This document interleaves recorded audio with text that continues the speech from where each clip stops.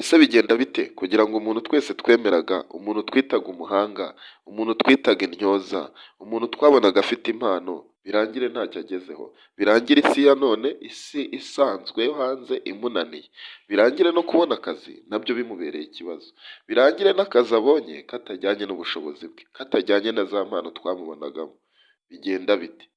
Kurikirana hanyuma uraza kubona igisubizo cya nyacyo. Ikintu cya mbere wabura byose bigahinduka zeru ni disipurine yo gukora ibyo wiyemeje ugahozaho. Abantu benshi bazi ko kugira impano bihagije, ariko kugira impano ntabwo bihagije.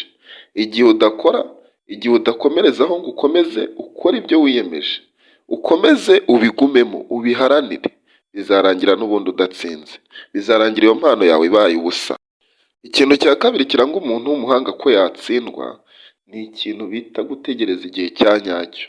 Kumva ataraba perfect, kumva ko igihe cya nyacyo kitaragera ni ikintu kibi cyane, kubera yuko nta gihe uzaba perfect mu gihe utaratangira gukora ikintu. Ikintu kiba perfect kuri finale, mu gihe cyarangije gukorwa nibwo abantu bakireba bakagikunda. Ntabwo ushobora kumenya ikintu bazakunda, ntabwo ushobora kumenya ikintu kizagurwa cyane mbere yuko ugicuruza. Wapi? Ikintu ushobora kucyitegaho ko cyaba cyiza, ariko bikarangira nta muntu n'umwe ucyitayeho. Bishatse kuvuga iki?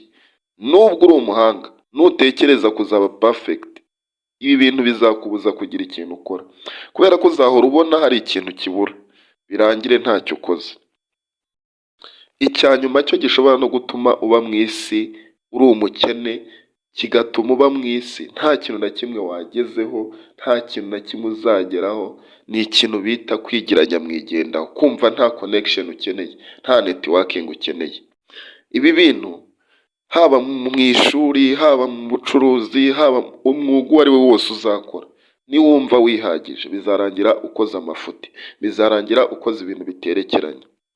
Niba usanze ufite kimwe mu bintu twavuze bitatu, icya mbere twabonye ko niba ujya utekereza ikintu ariko ukagikora iminsi mike, ntukomeze kugikora, ntugire disipurine yo guhora ugikora, ibyo bintu nabyo byatuma utsindwa. Icya kabiri, niba ujya utekereza ko utaraba redi, iki kintu rwose nacyo cyatuma utsindwa. Icya gatatu, niba ujya utekereza ko wakora ibintu nta muntu ugufashije uri nyamwigendaho, nta netiwakingi irimo, naho watsindwa. Ese ibi bintu wabihindura gute? Icya mbere, niba utagira disipurine, ndashaka kugira disipurine, wakora ikintu ugakomeza ukagikora, ugakomeza kugikora buri munsi, ugakomeza kugitekereza ariko unagikora. Icya kabiri, witekereza ko igihe kitaragera ngo uvuge ngo buriya igihe ntabwo cyari cyagera neza, reka nzagikora ubutaha. Nka motivation naguha njyewe ni uko watangira nonaha, kuko nta wundi mwanya ufite. Ejo, iby'ejo bibara b'ejo. Icya nyuma nasorezaho nakubwira, networking, gukorana n'abantu. Gukorana n'abantu bigufasha iki? Bakugira inama. Ntabwo inama zose bakugiriye ariko ngo zibe ari ukuri, ariko inama zituma wowe hari icyo ubigiraho, zituma hari igitekerezo nyamukuru cy'ingenzi umenya umutwe wawe utari kukubwira, utari butekereze wenyine. Ikindi, nibo bazakenera icyo kintu ushaka gukora, nibo